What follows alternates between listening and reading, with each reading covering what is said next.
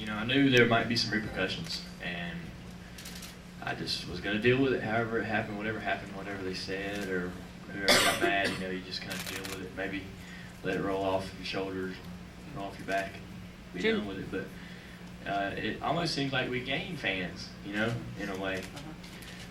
Or the fans we had just had something to be vocal about, because we definitely heard a lot more reaction, and we heard a lot more noise from our fans about it, and everybody's been great. I haven't, you can find negative comments about it somewhere, somehow if you're looking for it, but where the places I go and the people I see and the fans that I see are obviously have been really supportive. So that's been great. I was really fortunate.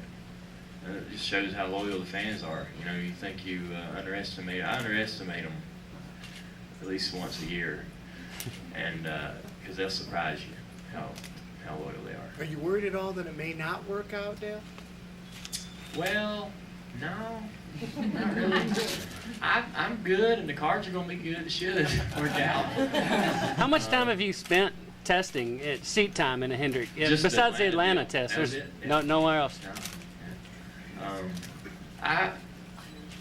You got a question? Yes, sir. How could you tell? Go ahead. What do you enjoy doing that people don't know about you? Oh man, I don't know. I'm not really private, so there's a lot. Everything that I say I do, that's what I do. I don't got anything that would be a surprise. What about your nightclub? My nightclub. I'm building a nightclub in Charlotte, and people will hear and know about that. It's coming along. It's just really early as far as in the building stages.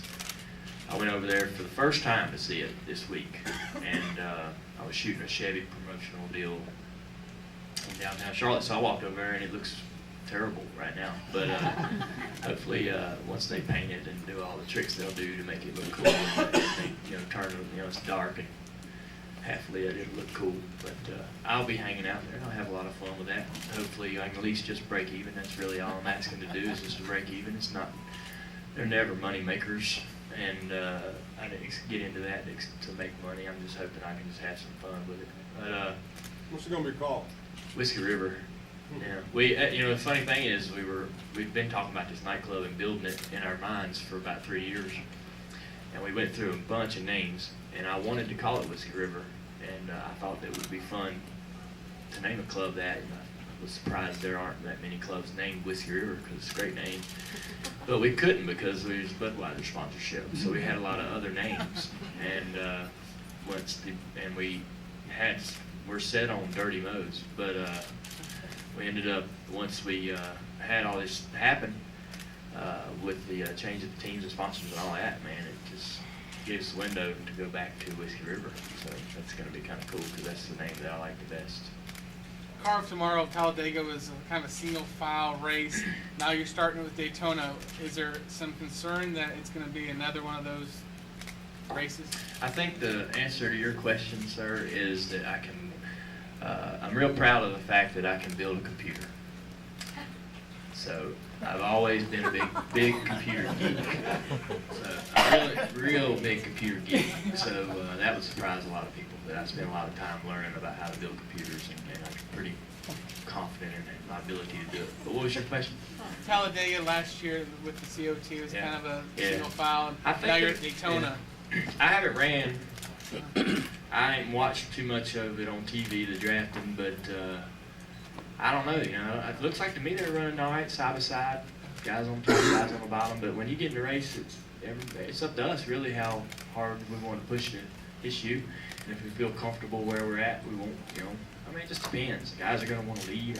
They say the cars are moving around a whole lot, and they're real slick, real loose, and that's going to make it challenging. And I think I was worried that the top was going to go away and that the COT was going to take the top away at a lot of racetracks, but I don't know if it will. I think it looked like it was a good choice at Daytona and in some of the testing I saw, but I'll just have to wait till I get in the car myself. There's a lot of new drivers that really have no plate experience at all. It's going to be racing this race, and this is a biggie. Does that concern you at all? Yeah. Sure,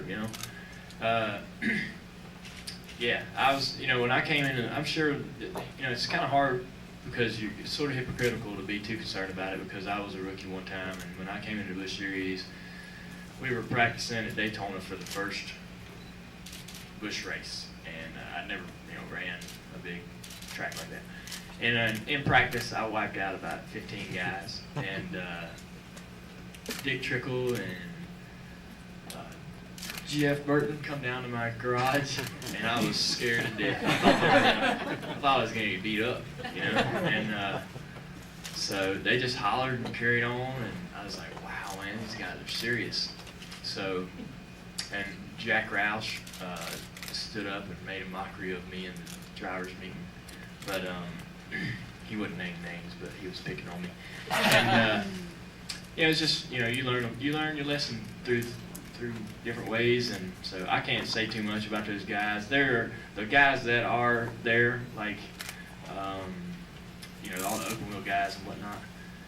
They're race car drivers. They've been racing for a while. They're professional, and we're talking about Formula One champions and stuff like that. So I ain't gonna be too worried about it. They by the time the race starts, they'll have learned a lot and be pretty safe, I think. You're a big fan of music in general, but you've always had an appreciation for country music. Still follow country music? Yeah, I was telling them outside.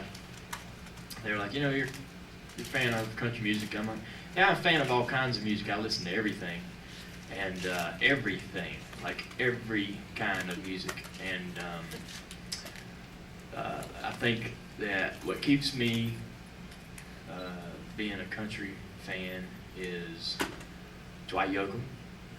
And as long as he's making music, I'll probably always listen to country music.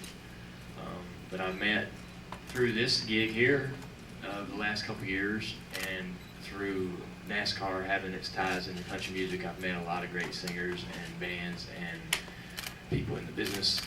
And so that's been a lot of fun for me, and made some good friends and heard some great things from some people that I consider pretty powerful. And so I'll always like country music. I'm a big fan of the old stuff, 78, 79, 80, 81, all the stuff that was on the radio. When the race would go off, they'd play some great music. So on Sundays afternoons when I was a kid. So that's where most of my favorites are in that era. I have one more question. Take a time to play drums. Who's then? first? Go ahead. What's it like just as a human being to know that the block last night was lined with adults out in the freezing cold dressed like Eskimos just to see you? Yeah, I mean, I was saying earlier that the fans you can never underestimate them. And, when I first started racing, I thought after, I wrecked somewhere in one of my first races, and I assumed that you lost like a big chunk of your fans every time you had a bad finish or something like that. And because one time I was in Bristol and I saw a kid pull my shirt off and put on another shirt after the race after I had a bad run. And so I was like, wow, man, that was easy for him to do that, so easy. But you find out that the fans are really, really loyal, and the people that are showing up here, it's a chip off the block. I mean, it's just a very small percentage of the followers that this sport has, and it keeps growing and getting larger, and we're doing the best job we can. Every time I remind myself constantly that I'm a representative of the sport, and that my actions and my how I carry myself and my mannerisms and whatever are a reflection of the sport, and so I try to constantly remind myself to do what I can to show NASCAR in a positive light, and try to I want people to walk away and go, man, that guy was nice. That's what I want people to do. So but it's fun to come here and do these things and meet the fans and get to talk to them, and especially, like I said, after you've been off for about a month and not really had any interaction with the fans in a while, you get used to that. You get used to having that around and that being in your life on the weekends and on a regular basis. So it's pretty fun to be able to get back into the swing and start to work again. But it's amazing. Yeah, I don't think I could do that. I don't think I could stand out there. It'd be Yeah, it had to be Elvis or somebody. But he wouldn't, you know. Last question. I used to live in Charlotte, saw you play drums a couple times. You still doing that? Still doing it with the music? Your Well, I buddies? got my sets. I got a set still up. I haven't messed with it in a while because I'm terrible. And you know what happened was, and this is the honest truth, I had to quit playing the drums because every time I was at a bar, everybody would try to. Somebody would go to. Somebody would go up to the guy in the band or something and say, "Hey, Dale Jr. play drums." And they'd say, you know, the next song or something, they'd be like, "Hey, Dale Jr., come on up here, play drums." And you can't say no. Everybody's booing if you say no. And so I just like quit playing. So hopefully everybody would think or forget that I played and wouldn't be dragging me up in the middle of the, you know, in the middle of the bar in the middle of the night after I've had a few.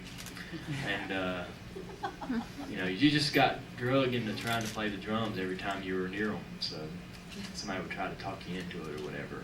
So I just kind of dropped it. But yeah, it's fun. And maybe when I get older, I've always known everybody has like their fantasy. My fantasy was to be in music and play music and be in a band or whatever. So be one of the guys in Rolling Stones or something would be cool. Thank you much. See y'all.